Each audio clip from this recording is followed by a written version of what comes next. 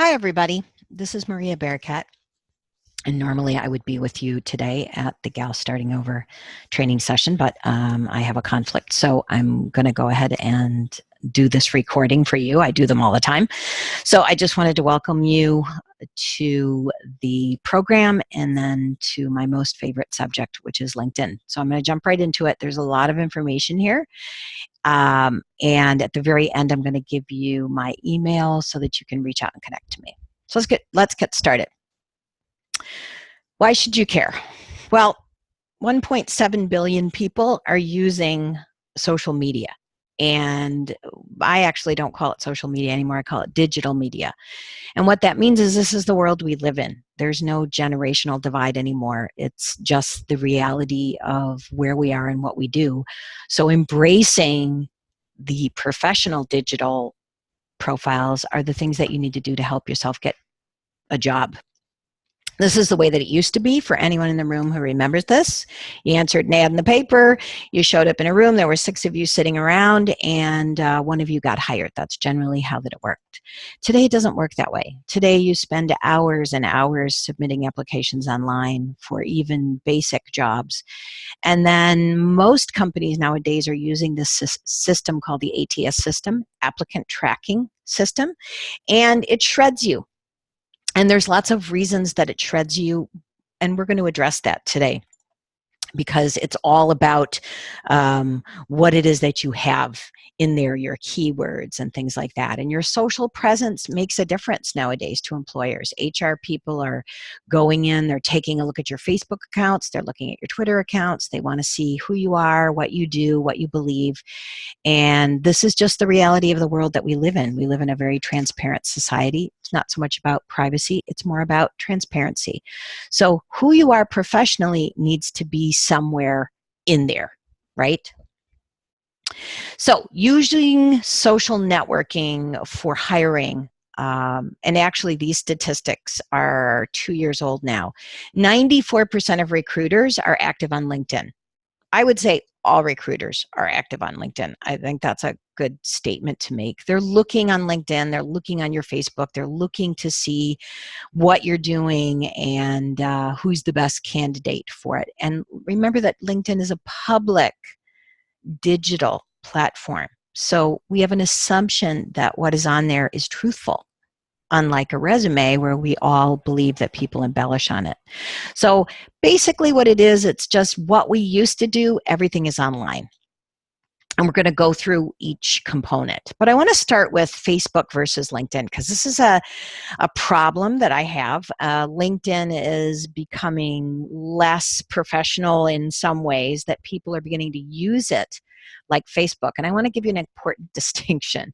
Facebook is where your family and friends are. So your kooky cousin, your crazy aunt, your mom, your kids, all of the people that you know in your life. LinkedIn is where your employers are.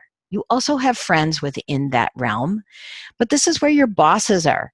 This is where potential employers are. HR departments are on here. And you need to really be aware of that. So what you post on LinkedIn needs to reflect a professional you. And what you post on Facebook needs to be something that you would bring to the family at the Thanksgiving table. So if you talk about your political views and your, controversial things that you do, it's going to filter in. So just be aware of that. And I like to mention it because some people don't really understand it. So what is LinkedIn? Well, it's the largest professional profile in the world. It is currently at 433 million members across the globe. And this is a powerful number. It's growing and growing and growing and growing. I have to constantly change this slide because people are realizing that if you want to get a quality job, this is where you would go to get it. I love this statistic. Quality of applicants. You will notice that there's high quality, average, low, not used, not sure. Look at where LinkedIn falls. In the high quality, average quality, it's more than 60%. Whereas every place else that you would post your resumes and go in, you're not going to be there. So why wouldn't you want to have a presence in a place where you look high quality? just important. And plus, there's 500,000 or more employers on here. Everything that you possibly could want in the area are going to be in here, and it's growing and growing every single day. So if you remember the way that it used to be back in the day, it's very, very different now. And so you just need to get in there and get it started. So here's the sign up screen. It changes. Use your full name. Use a Gmail account with your full name. Do not have Mama Bear 92. Do not have some kind of nickname. Do not have anything other than your actual name. And you should set that up, and it should be a Gmail account. Yahoo is acceptable as well. Most other things are not that acceptable. People look down on, some of the paid programs because there's just so much other things out there. But however you do it, I just want to make sure that you have your actual name in there. And then the profile is in 9 parts, and this is all in your workbook. So you have to pick an industry, you have to have a profile picture, a header and a title, a summary, there's media, there's experience, there's volunteer experience, there's skills, and then your custom URL. So let's kind of look at the industries. It's going to give you a massive list of things to pick from. You can change this. It's not set in stone. If you work in the shipbuilding industry and you want to go into consumer electronics, pick the industry that you want to do. Okay? I don't care if you came from the military. If you want to be a civil engineer, then that's what you need to check. So again, it's not written in stone, but it will ask you this question that kind of throws people off. Then you have your profile. It's going to say edit your profile. And again, your name needs to match. Your name needs to match on everything. Your resume needs to look the same. Your email needs to look the same. All of your social profiles should all be the same. If you have a former name, your married name, you can put that in there. I've noticed that it's sort of presenting some problems, so you might want to be careful with that. And we're going to go through all of this stuff, but I just want to point out something here at the bottom. The minute you do edit your profile, it gives you the ability to turn this little button off. Share profile changes. You do not need to announce to everyone when you change your photo. You don't need to announce when you get a new summary. Turn this off. There's never a reason to turn this back on, and then be sure to save it. Okay? And you can go in and you can modify and change this 1,000,000 times, and that's what it's intended to do. So get in there and get it started. And then now we're going to kind of go in and we're going to talk more about the important things. So photos. Anytime I see a photo like this, it means you didn't put a photo in there. And people don't look well on that. They want to know what you're hiding. You want to have a photo of your face. It needs to look like you, okay? It cannot be a photo of you from 20 years ago. It has to be who you are today. Here's some examples of what it would look like. You'll notice that this is too small, just right, too big. People are looking. They're smiling. There's no wedding pictures in here. There's no spouse's arms, no dogs, no kids, just you, the real you.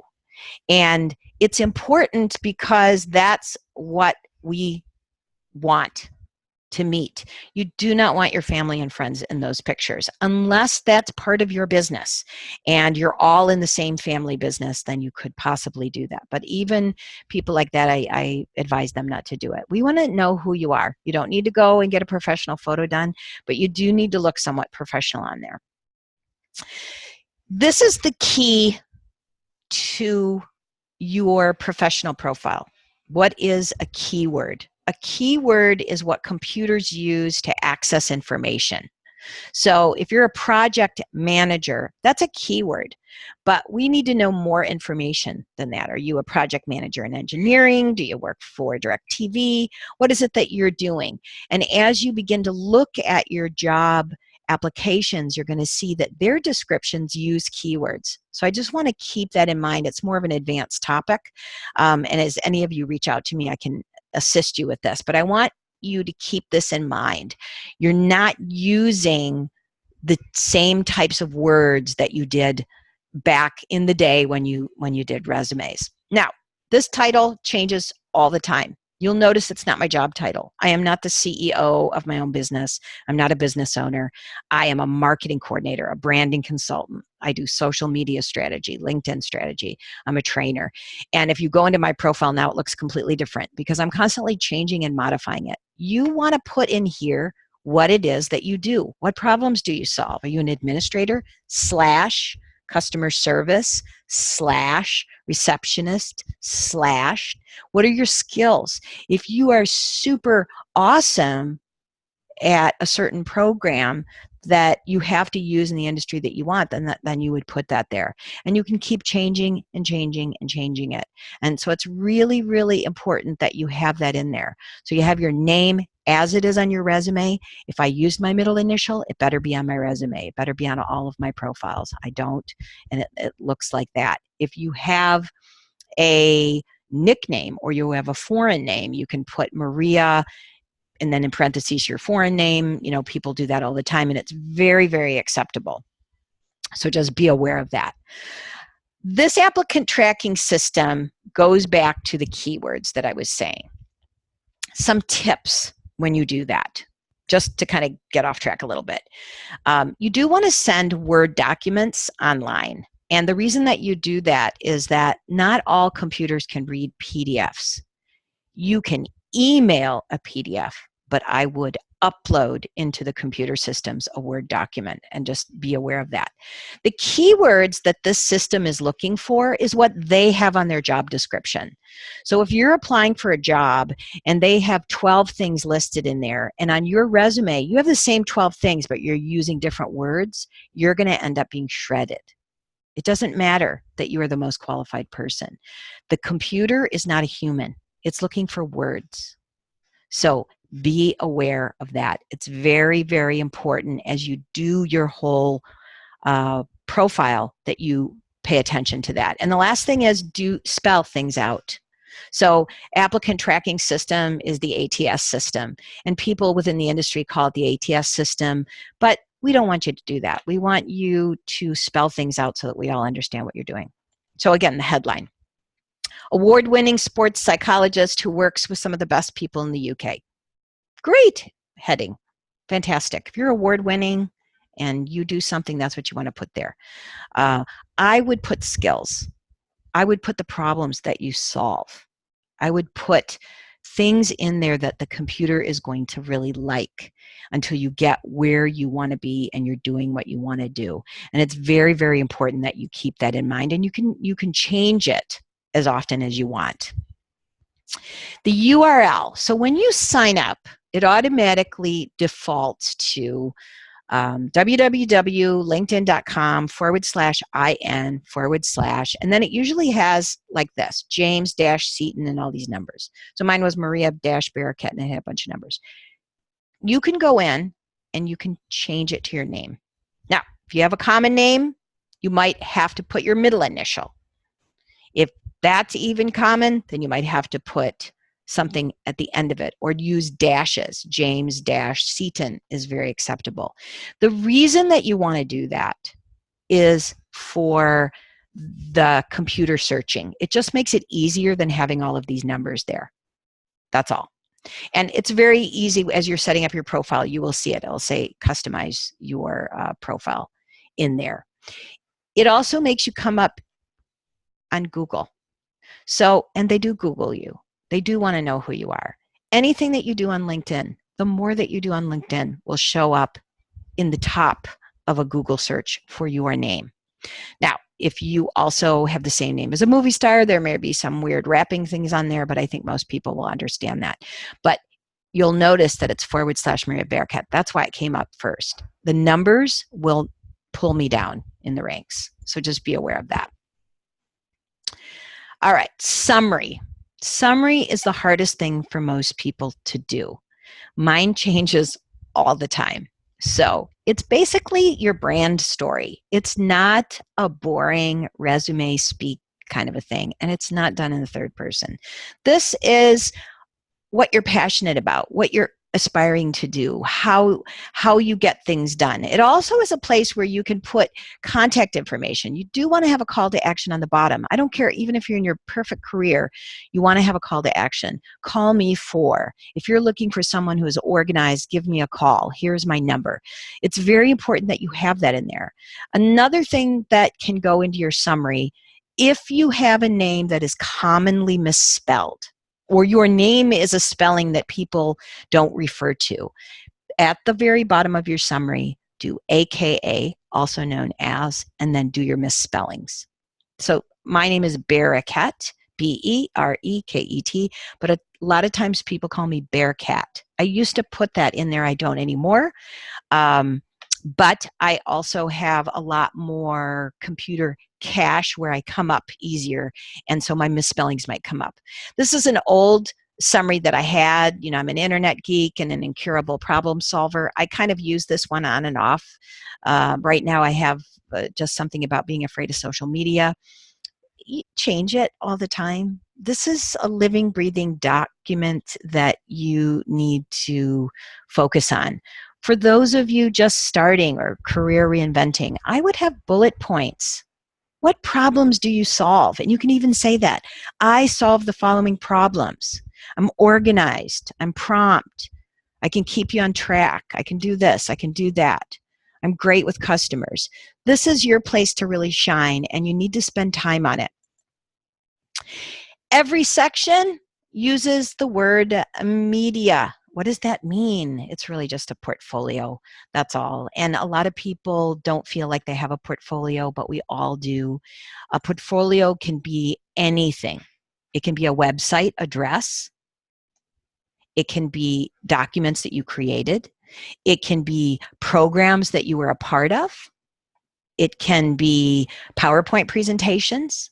It can be a nice document of, things that people have said about you, tweets that are referring to you that would relate, of course, to whatever your career is. And anything that you want to do can go in there. And you can put them under each section. So it can go under your summary. It can go under your experience. It can go under your volunteering. These are things that you want to showcase. Excuse me. And if you don't have them, I know that you do. If you did a lot of volunteer work for an organization, you can put their www on there and it'll show up just the way that it would on the website. This is important because Google likes images and it loves links.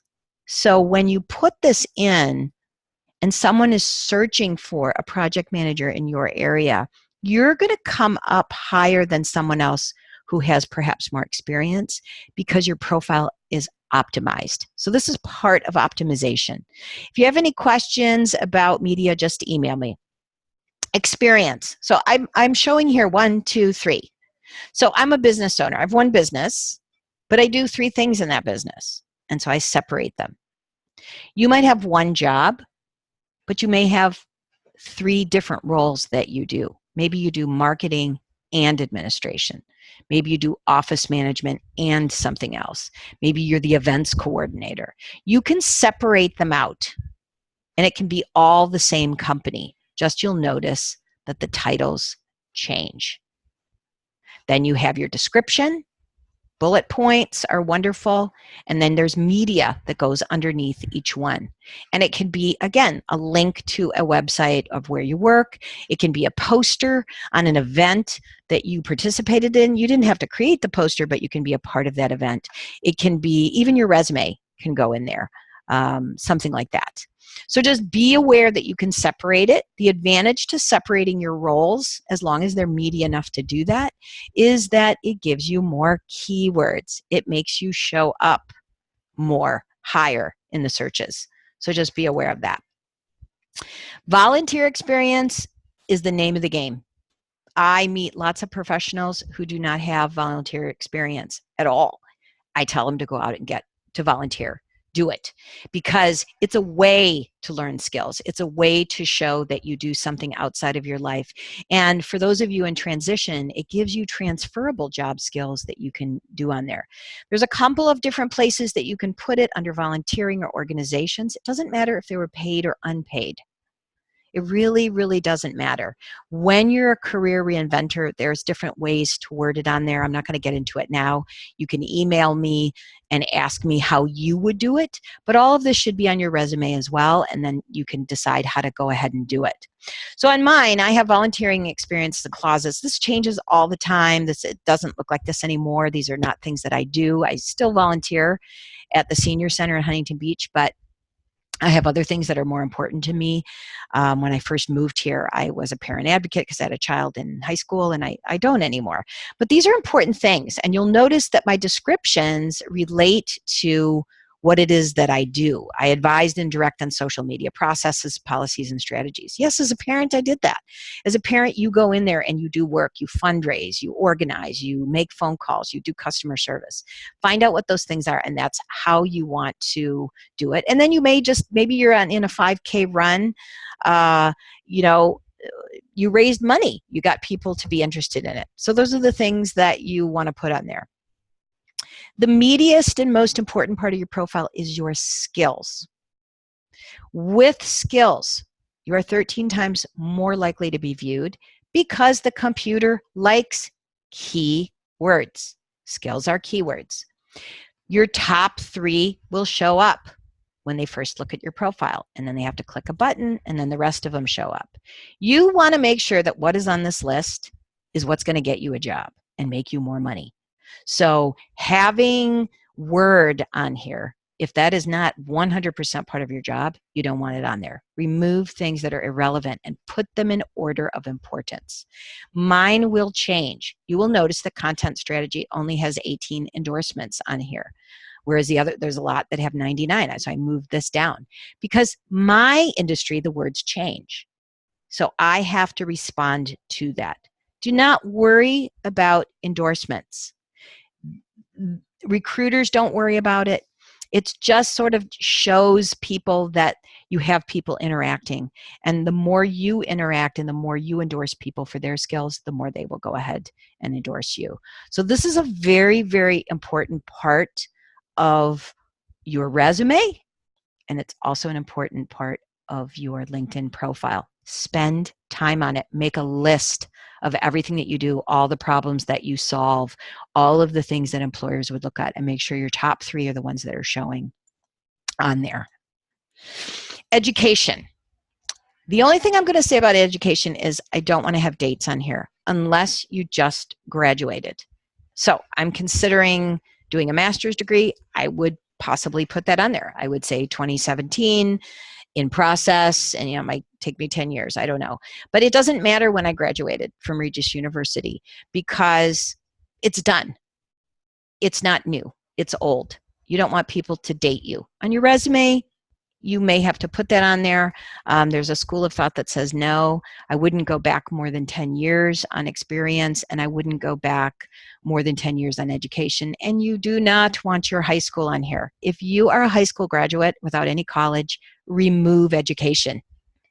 It just brings something to the attention of recruiters that can come out in an interview. Your goal is to get into an interview, so keep that in line. Most important part of LinkedIn is that this is how we network today. It's no different from the days when we used to show up with business cards and we used to hand them out. LinkedIn is just a digital version of that.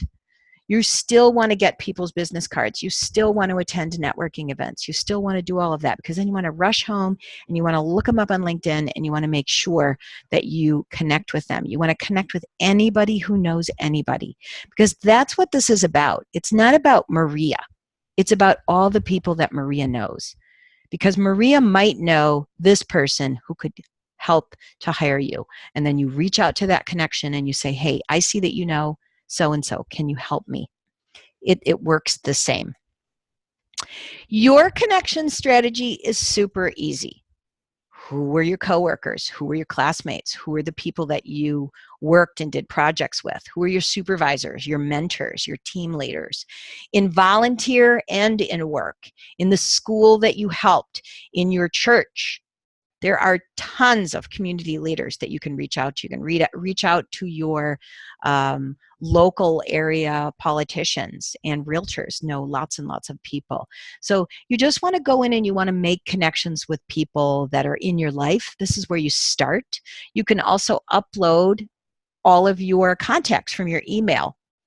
You can screen it out. You don't have to send to everybody, but you want to get at least 500 first level connections, because that again puts you in a different ranking system. So how do you do it? You're going to go in to, this is what the menu looks like at the top. Everything always has a little search button. You click the search button. I'm trying to find Albert Valdez. I type in his name.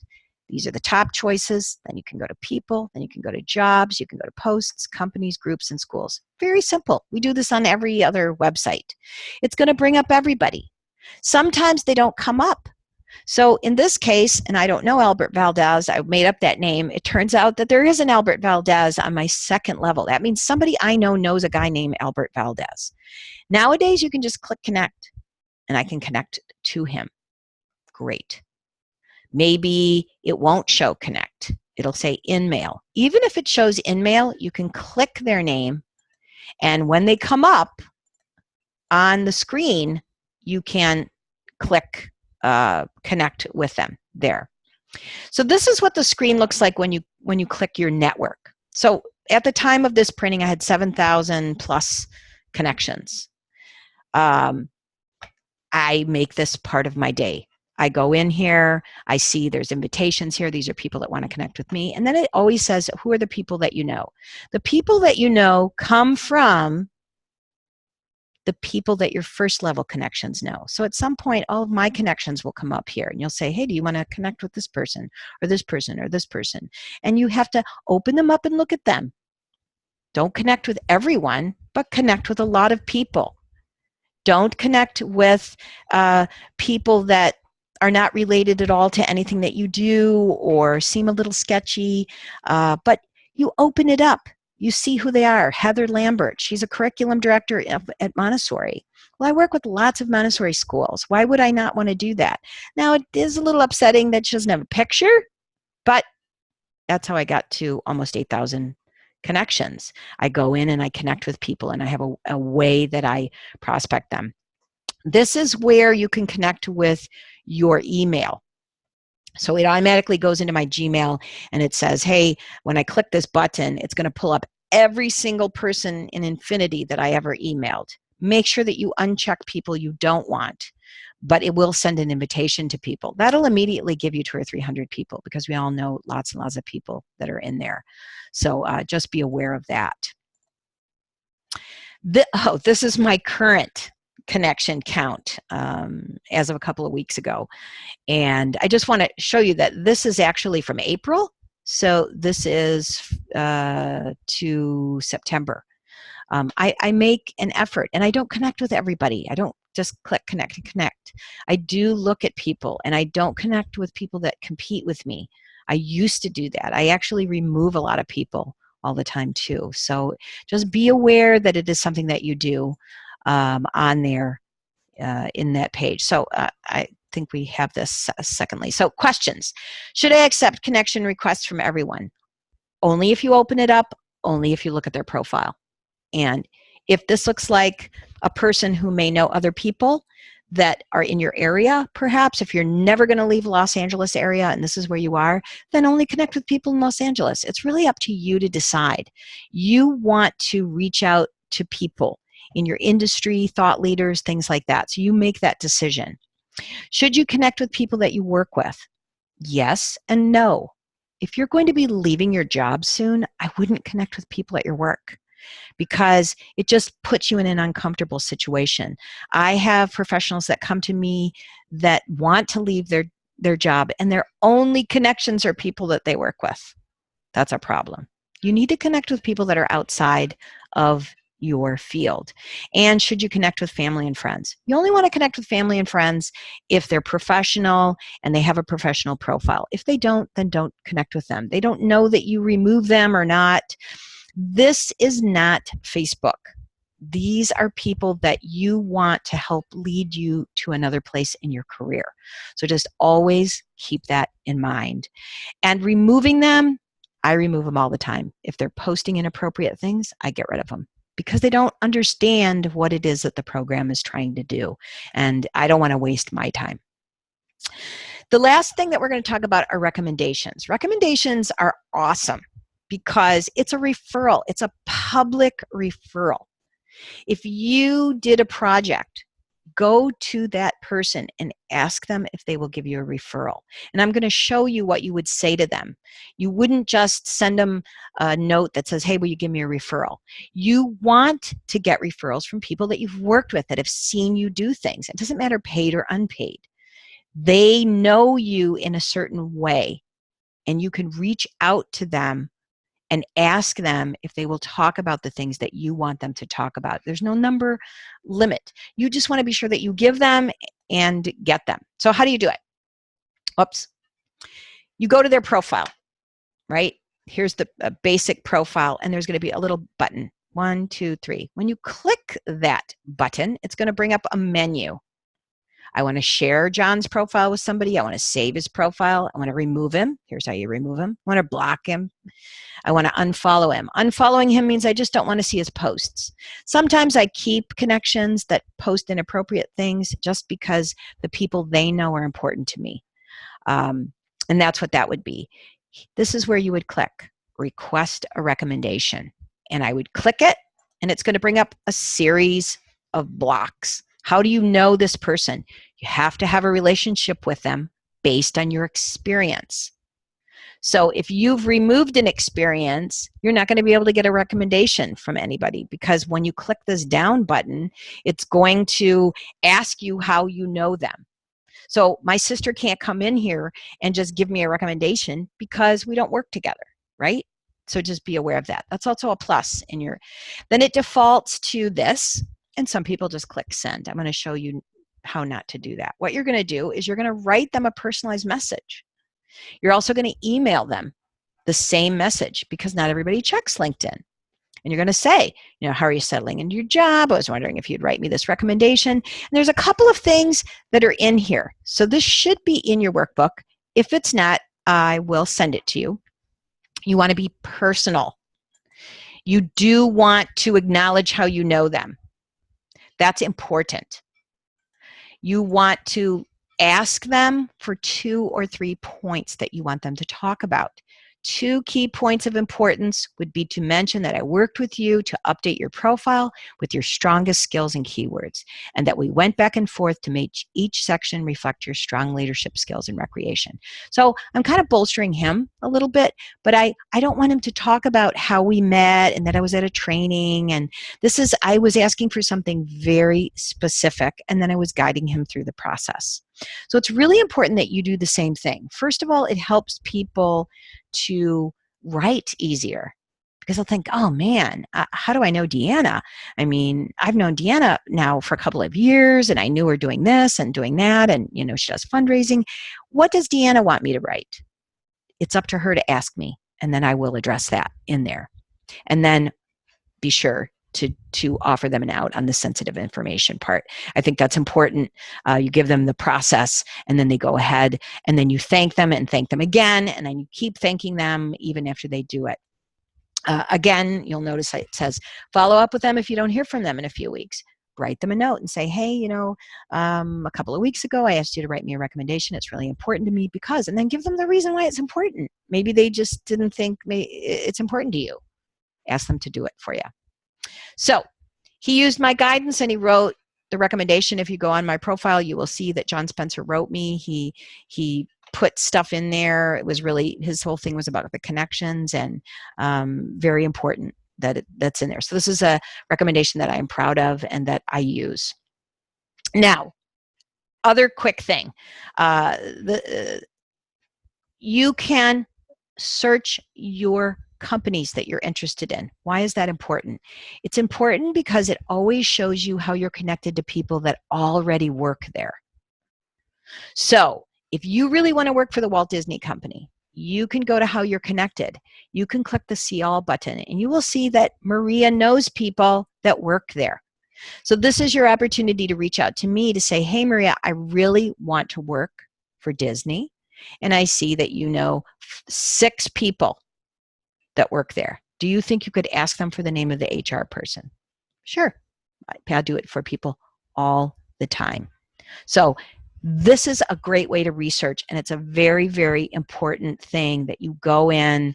If you want to work for Walt Disney, you better follow them. Everything that they post will come up. All of their jobs will come up for you. It's a great way to research what's out there and develop those networks. As you go in and search, there's ways that you can just search for Los Angeles. There's ways that you can search for the individual companies. There's many, many ways for you to go in and see what is there. They list their jobs. They list things that are going on in there. You can apply directly to their website. Sometimes they say just upload your LinkedIn profile. So that's a best case scenario. It'll also give you suggestions. So as you begin to search more for different things, the computer's smart and it'll say, hey, Maria, do you want to apply for a TrueCar? Would you like to do this company or this company? It's a great way to make you look good. Final thing is groups. You want to join groups. You can go into the search button. There's My Groups and Discover Groups. It's going to offer you a bunch of odd choices. Go into the search box and put in what you want. So I typed in information technology, IT jobs, and this is a group that came up. So do you think that there are people in here that could help me? Do you think there are people in here I could connect with? These are all the great things. You ask to join, and they will accept you or deny you. Sometimes it takes a long time because the administrators aren't on there all the time. But it's a great way to bolster your job hunting, to see who is in the industry, where they're from.